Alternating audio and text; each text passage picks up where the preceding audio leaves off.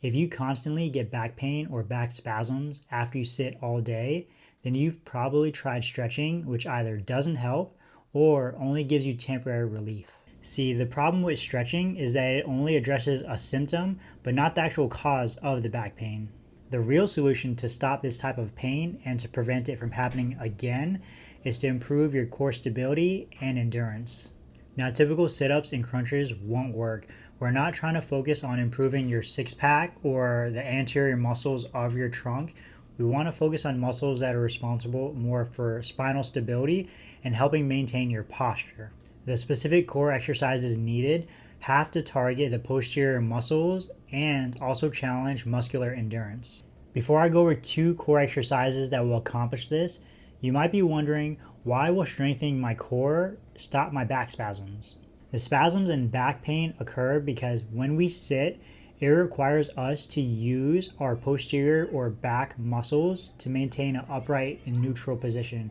So regardless if you're sitting with your back supported on your chair or if you're unsupported and you're just sitting upright, you're going to be using a lot of those core back muscles just to maintain that position. Now, as we sit for longer periods of time and those muscles get fatigued, what can happen is once they reach a limit where they didn't get a chance to rest and you're just maintaining that posture, that same sitting position, they're eventually going to fail. And then what that looks like is they'll often spasm because muscles, they either contract or relax. So when these muscles reach their limit, essentially, now they're going to spasm to let you know that, hey, I can no longer perform or maintain this position. So we need to take a rest. So the best thing that you can do at that time is change position, whether you're going into a standing position, whether you're lying down or you're lying, leaning more back onto your seat, so you give those muscles a chance to rest. Additionally, the longer you sit without changing your position, the back muscles become accustomed or adapted to the position and to the length that they're staying in. So whether you're bent forward or you're leaning back, if you stay in a sitting position for hours and especially throughout the whole day, those muscles are either going to get very shortened or they're going to get very lengthened, which, because they're not in an optimal normal length, they're going to become less effective and essentially weaker.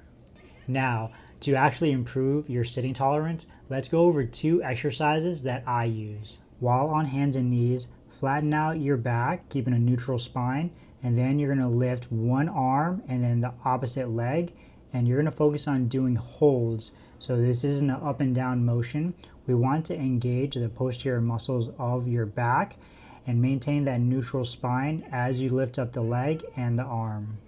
Now, your goal with this exercise is 1, to be able to perform this movement without too much swaying. A lot of times as you're on one arm and one knee, you're going to see the hips going up and down, the legs moving a lot. You want to stay as still as possible. Also, without overarching your low back, you want to keep a neutral spine the whole time. For the side plank, you're going to start with your knees bent, and an easier version is by having your knees stay on the floor as you lift up your hips. Your elbow is going to be directly underneath your shoulder, and you're going to lift up the hips and maintain this position for a hold. To make this harder, you can also straighten out your legs and have your feet in contact with the ground instead of your knees.